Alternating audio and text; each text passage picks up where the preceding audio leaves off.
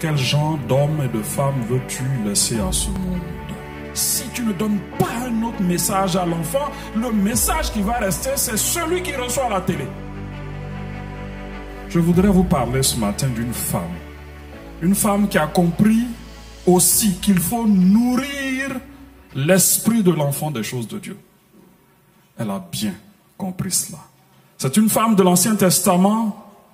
Son nom et son histoire sont restés. Elle est comme une héroïne. Pourtant, rien ne prédisait qu'elle allait devenir une héroïne. C'était au départ une femme qui souffrait. Elle a souffert, elle a subi les situations difficiles de la vie. Un jour, elle s'est dit, je vais arrêter de souffrir. Alléluia.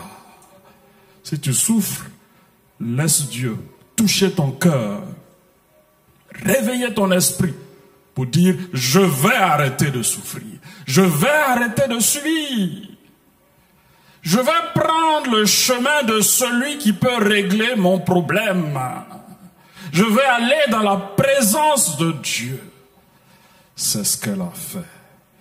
Et elle est un modèle, une source d'inspiration. Tu n'es pas obligé de subir, tu peux contre-attaquer. Tu peux contre-attaquer avec ta prière. Et cette histoire est tellement glorieuse parce qu'à la fin de cette histoire, on a un enfant. Mais la fin même de l'histoire, c'est qui l'enfant est devenu? Un enfant glorieux pour Israël. Alors regardez comment l'histoire a commencé avec tellement de souffrance et comment ça se termine de façon glorieuse. Qu'est-ce qui est au milieu? Qu'est-ce qui fait que ça a autant changé? C'est l'attitude. L'attitude dans la prière. L'attitude après la prière. Parce qu'il y a une attitude à avoir après la prière. Alléluia. Je voudrais ce matin que nous puissions nous plonger dans la parole de Dieu autour de la série que nous avons commencée depuis quelques dimanches. La série s'intitule « Hommes et femmes de prière ».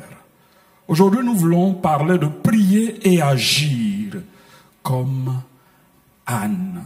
Prier et agir comme Anne. Si vous ne connaissez pas Anne, on va lire le récit, vous allez bien ou mieux la connaître. Notre texte se trouve dans 1 Samuel chapitre 1. Nous allons lire quelques versets, les versets 1 et 2, 9 à 11, les versets 20 et les versets 24. Est-ce que vous avez vos Bibles avec vous? Les enfants, vous avez vos Bibles? On peut prendre 1 Samuel chapitre 1. C'est l'histoire d'un enfant. Après, il devient grand. Mais c'est avant tout l'histoire d'une femme qui n'avait pas d'enfant. Alléluia, à qui Dieu a fait la grâce d'enfanter.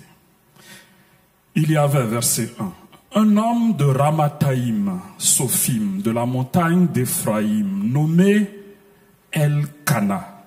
Voilà le nom du mari. Fils de Jéroam, fils d'Éliou, fils de Tohu, fils de Souf, Éphrasien.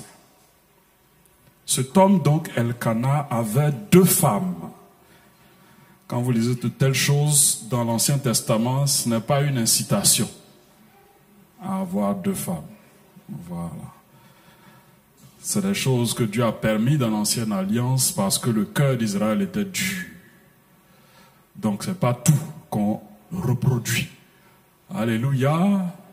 Il avait 2 femmes, dont l'une s'appelait Anne, celle qui nous intéresse, et l'autre Pénina. Pénina avait des enfants, mais Anne n'en avait point. On va sauter pour aller au verset 9.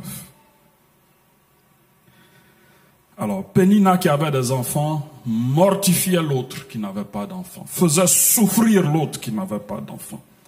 Verset 9. Anne se leva après que l'on eut mangé et bu à Silo. On dit elle s'est levée.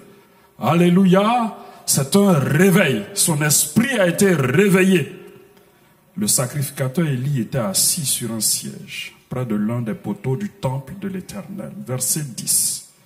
Et l'amertume dans l'âme, elle prit pria l'Éternel.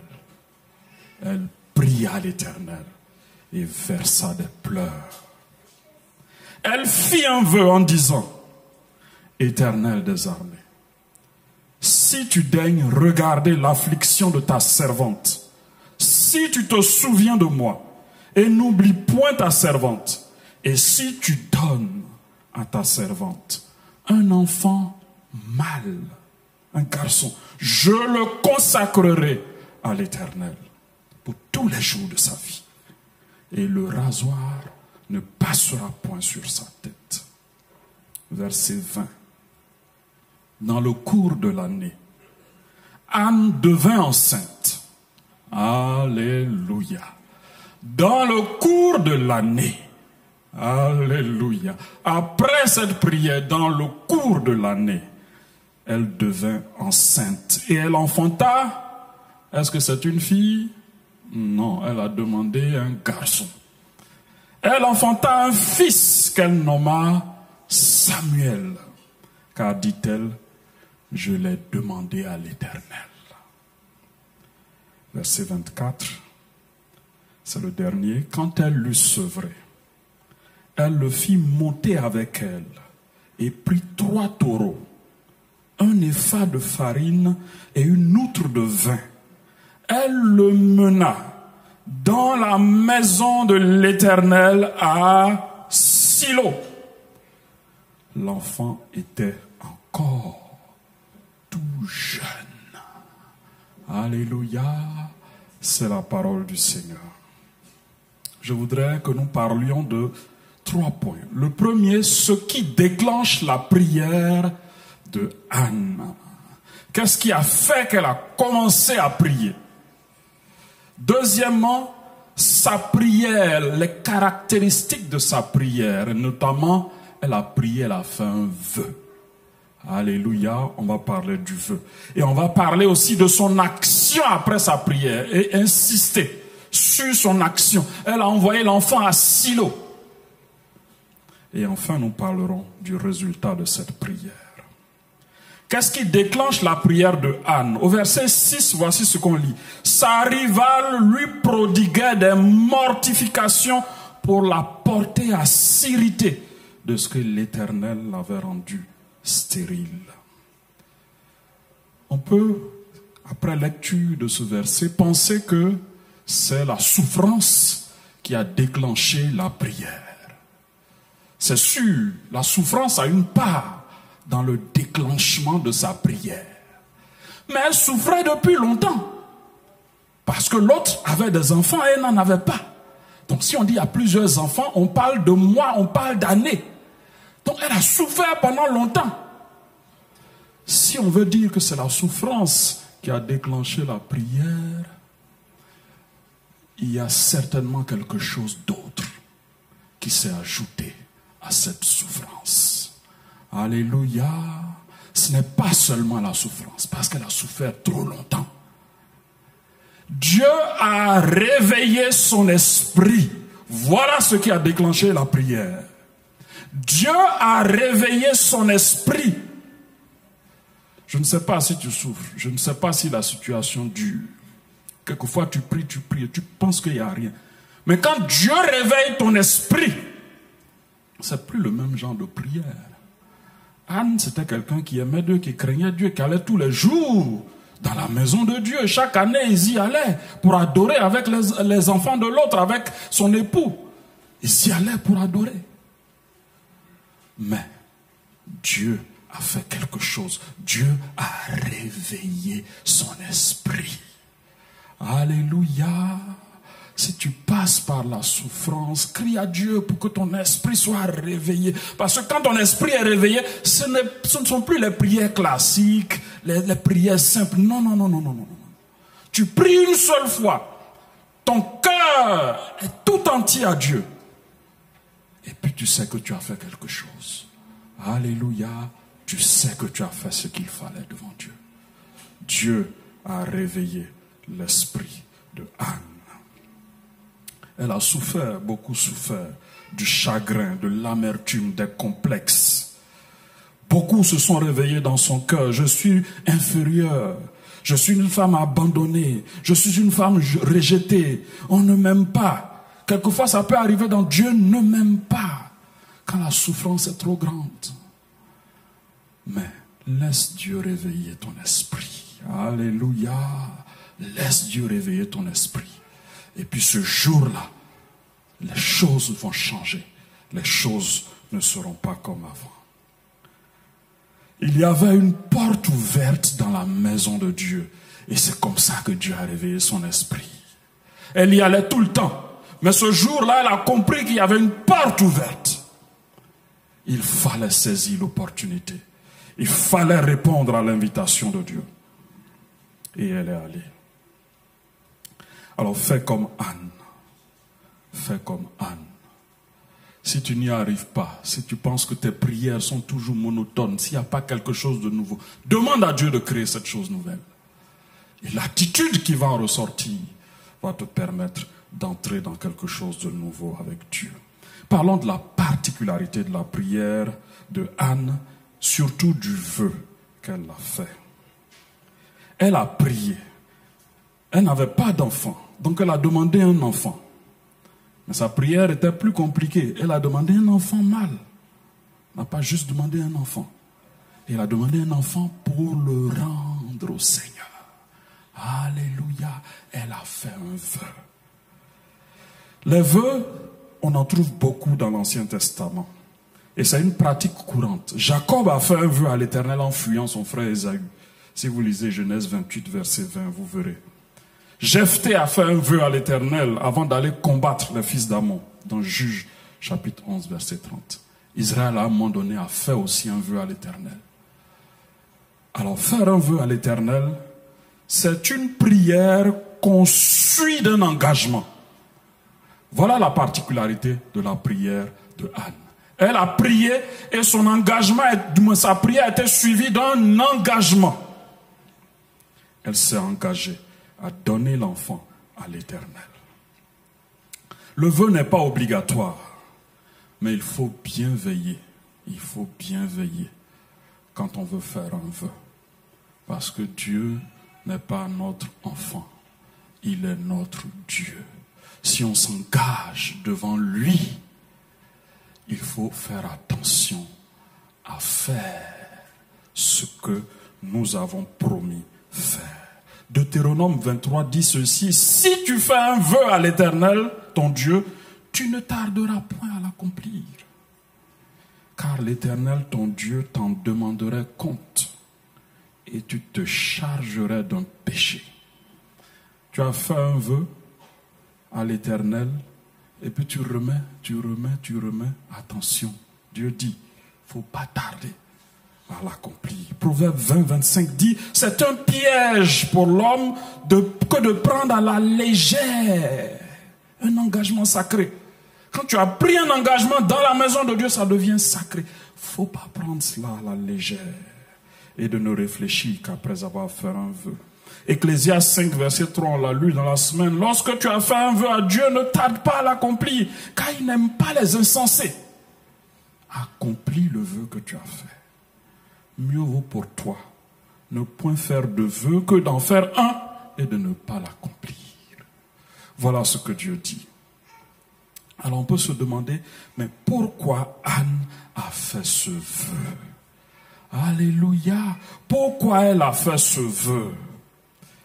Le vœu de Anne signifiait, tu es plus important que ce que je te demande. Le vœu de Anne signifiait, tu es plus important. Toi, Dieu, tu es plus important que ce que je te demande. Je te demande un enfant. Mais comme tu es plus important, je te donne cet enfant. Alléluia. Qu'est-ce qui pousse à faire un vœu? C'est l'amour pour Dieu qui pousse à faire un vœu. Alléluia. C'était pas de la magie. Tu ajoutes un vœu à ta prière et puis ça devient magique et puis tu as l'exaucement. Non. Le vœu venait d'un cœur qui aime Dieu. Alléluia. Le vœu venait de ce genre de cœur.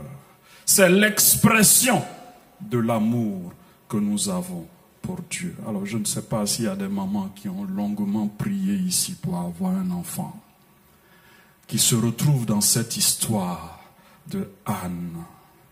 Si tu as fait un tel vœu et si l'Éternel t'a donné l'enfant, fais comme Anne.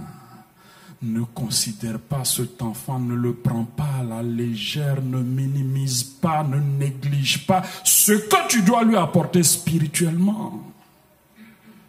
Dieu t'a fait grâce, il te l'a donné. Tu dois investir spirituellement dans la vie de cet enfant. Tu dois t'engager chaque jour à le conduire dans la présence de Dieu. Tu dois t'engager chaque jour à prier avec lui. Alléluia. C'est l'exemple que Anne nous donne. Deuxième chose qu'elle a fait, elle a conduit l'enfant dans la maison de Dieu. Sa prière était caractérisée par un vœu. Et après l'exaucement, elle a conduit l'enfant dans la maison de Dieu à Silo. C'est pourquoi nous parlons de Silo ce matin. Le verset 24 le dit, l'enfant était tout jeune. On venait à peine de le sevrer. Alors on peut demander au maman, quelqu'un qu'on vient de sevrer, il a à peu près quel âge? Bon, il devait savoir marcher quand même. Voilà. Très jeune. Ça nous enseigne 3 choses ou 4 que je voudrais qu'on retienne. Il n'y a pas d'âge pour conduire l'enfant dans la présence de Dieu. C'est la première chose qu'il faut retenir. Il n'y a pas d'âge. Tu te dis, tu vas attendre que l'enfant sache lire. Tu te dis, tu vas attendre que l'enfant sache parler. Avant de lui communiquer les choses de Dieu. Non. Jean-Baptiste, il était dans le ventre de sa maman. Et puis il ressentait les choses de l'esprit. Alléluia. Il était encore dans le ventre. Il n'était même pas encore sorti.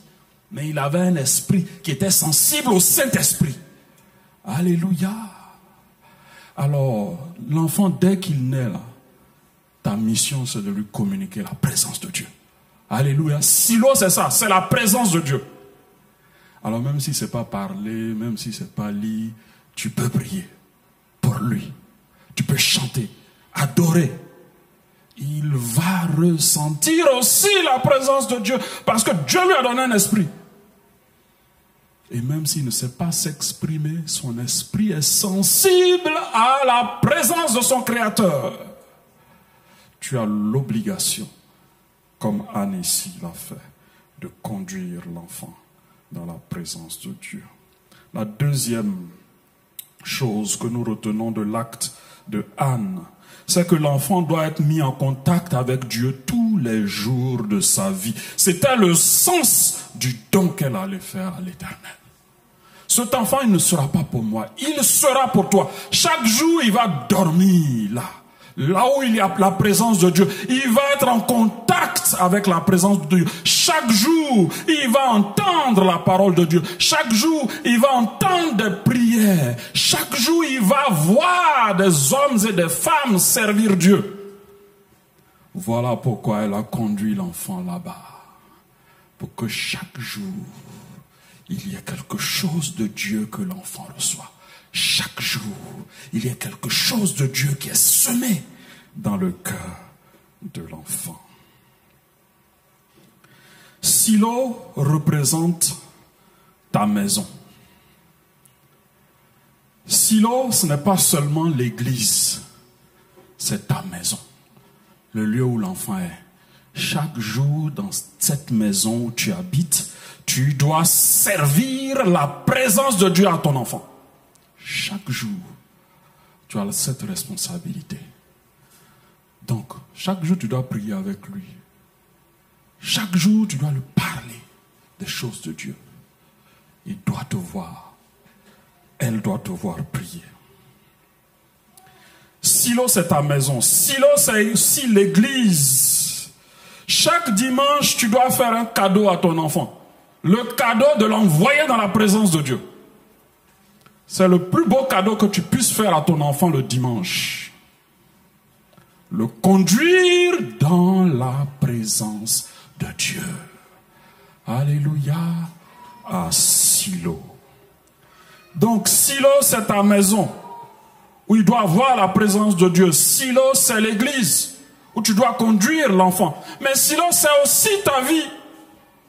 C'est aussi ta vie qui doit être un temple où il y a la présence de Dieu. Quand l'enfant s'approche de toi, il doit savoir qu'il s'approche de quelqu'un qui a Dieu en lui. Alléluia. Que Dieu nous aide. La troisième remarque que nous tirons de l'attitude de Anne, c'est qu'il faut être des parents profonds et spirituels si nous voulons marquer nos enfants.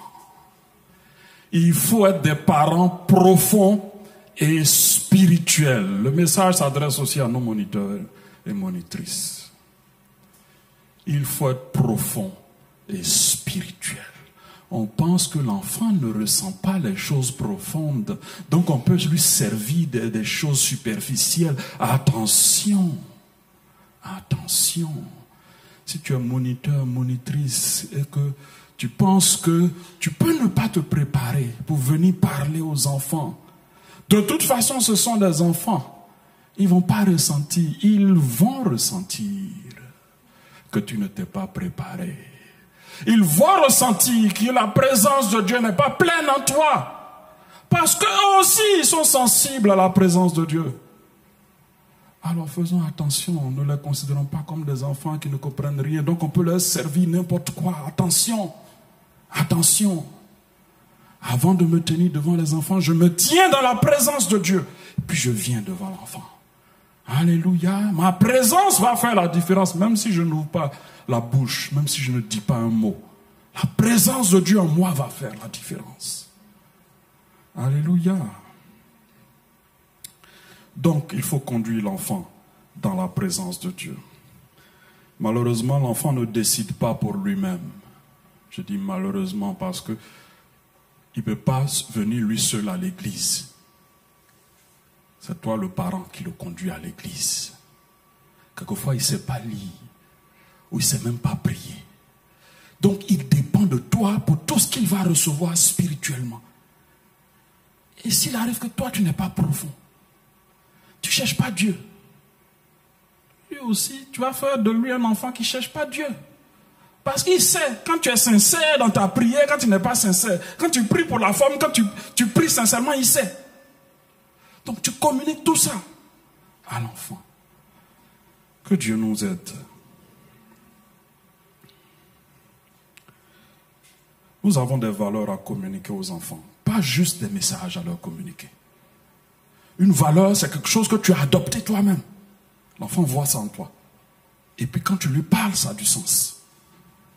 On n'a pas que des messages à leur donner. On n'a pas que des paroles à leur donner. On a des valeurs à leur communiquer. Et si tu veux communiquer à l'enfant une valeur que ce n'est même pas une valeur pour toi, ça devient juste un message, ce n'est plus une valeur que tu lui communiques. C'est un simple message. Que Dieu nous aide. J'aimerais que vous reteniez 4 P. Le premier P, c'est parent. Tu es un parent. Le deuxième P, tu dois être profond. Tu dois être profond spirituellement. Tu dois aimer Dieu. Alléluia. Le troisième P, tu dois être persévérant. Persévérant. Quand tu as décidé d'enseigner l'enfant, tu es persévérant. Tu ne fais pas ça une fois dans le mois. Tu ne fais pas ça une fois tous les 3 mois. Tu persévères. Alléluia. Tu lui enseignes tous les jours, tous les jours. Le dernier P que tu dois retenir, c'est patient. L'enfant, il est comme toi, il a une nature pécheresse. Il a envie d'aller faire le mal de la même façon que toi aussi tu es attiré par le mal. Donc quand tu as enseigné la parole, ajoute la patience et la prière. Alléluia. pour que tu vois les résultats. Je voudrais faire quelques petites mises en garde. La première, ta maison ne sera pas silo pour l'enfant s'il ne s'y tient pas un culte de famille. Ta maison ne sera pas un silo, un endroit où on trouve la présence de Dieu. Si chaque semaine, il n'y a pas un culte dans ta maison, il n'y a pas un temps où tout le monde est rassemblé autour de la présence de Dieu, et puis tout le monde cherche Dieu, crie à Dieu, prie Dieu, écoute sa parole, ta maison ne sera pas silo. L'église non plus ne sera pas silo pour ton enfant. Si toi-même tu viens à l'église une fois sur 2, ou une fois sur 3, ou une fois sur 4, l'église ne sera pas silo, l'endroit où on trouve la présence de Dieu pour l'enfant. Parce qu'il dépend de toi pour y être. Et si toi tu n'y es pas, il n'y est pas non plus. Que Dieu nous aide. La troisième, toi-même tu n'es pas silo pour ton enfant quand tu es déconnecté de Dieu. Sans repère et sans boussole dans ta vie, tu ne peux pas être silo pour ton enfant. Et enfin, papa et maman, ton foyer ne sera pas silo pour ton enfant. Si vous êtes sans frein, on peut ne pas s'entendre entre mari et femme. Il y a des mots peut-être quelquefois un peu durs qu'on peut s'échanger. Mais quand vous êtes sans frein, c'est-à-dire tout ce qui vous passe par la tête, vous allez faire sortir ça, sans frein devant un enfant. Votre foyer ne sera pas silo pour lui. Ce ne sera pas l'endroit paisible où on a la présence de Dieu. Si vous êtes sans frein, vous vous autorisez tout devant l'enfant. Que Dieu nous aide. Nous avons une grande responsabilité. Quand l'enfant est en bas âge, il apprend en répétant. Quand il devient adolescent, il apprend en expérimentant. C'est pourquoi l'adolescence est un âge difficile. L'enfant veut expérimenter des choses. Quelquefois, c'est pas bon à expérimenter, mais il veut expérimenter. Il apprend en expérimentant. Et quand il devient adulte, c'est la somme de ce qu'il a répété et de ce qu'il a expérimenté qu'il devient. Quand il devient adulte. Alors faisons attention. Faisons attention. Que nos enfants ne soient pas conduits dans des expériences qui vont les marquer négativement toute leur vie. Qu'ils ne soient pas conduits à répéter des choses qu'on leur a servi toute leur vie et qui deviennent ancrés en eux. Faisons attention. Quel genre d'hommes et de femmes veux-tu laisser à ce monde? Parce que les générations passent. Ta génération va passer. Qui tu veux laisser après? Quel genre de personne tu veux laisser après? C'est important de le savoir, de réfléchir à ça. Et puis de laisser Dieu nous permettre d'adopter des attitudes nouvelles. Instruis, c'est le Proverbe 22, verset 6 qui le dit. Instruis l'enfant selon la voie qu'il doit suivre. Et quand il sera vieux, il ne s'en détournera pas. Alléluia. Je voudrais terminer avec le résultat de la prière. Qui est devenu l'enfant que Dieu a donné à Anne? C'est pas n'importe quelle personne que cet enfant est devenu. Alléluia. Son nom Samuel, c'est Dieu m'a donné. C'est Dieu qui m'a donné. C'est-à-dire son nom Samuel, c'est ce que ça signifie. C'est Dieu qui m'a donné.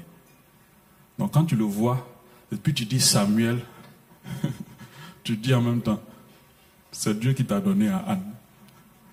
Alléluia. C'est Dieu qui l'a donné. Et il n'a pas seulement donné à Anne, il l'a donné à toute la nation d'Israël. Samuel, c'est l'une des seules personnes qu'on retrouve dans l'Ancien Testament qui cumule la fonction de prêtre, de juge et de prophète. Prêtre, grand prêtre d'Israël, juge d'Israël. Avant qu'il n'y ait les rois, il y a eu les juges. Juge d'Israël et prophète. Il est un type de Christ. Il est un type de Christ. quel enfant il est devenu. C'est lui qui est à la base de l'école des prophètes dans l'Ancien Testament. Vous voyez, on dit les fils des prophètes, les fils des prophètes, les fils des prophètes. On les voit ici, on les voit là. Non, c'est Samuel qui a construit un endroit pour eux. Puis qui leur enseignait les choses de Dieu. Il est devenu une bénédiction pour tout Israël. Alléluia.